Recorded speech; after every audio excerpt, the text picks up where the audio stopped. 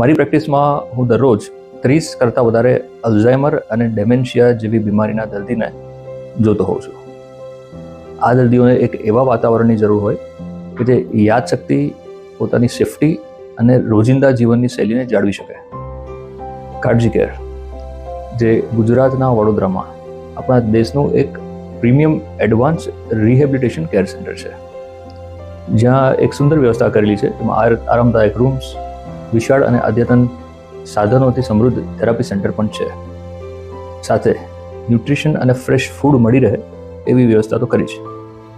Alzheimer અને dementia જેવી બીમારીમાં જેટલું બને એટલું જલ્દી રિહેબિલિટેશન સેન્ટરનો સંપર્ક કરવો જોઈએ, જેથી સારવાર ચાલુ થાય.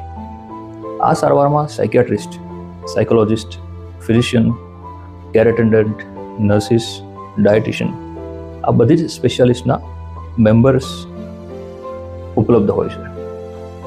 વધુ માહિતી માટે તમે આજે જ સંપર્ક કરો અને તમારા પરિવારના સભ્યને એક સુંદર વાતાવરણની ભેટ આપો.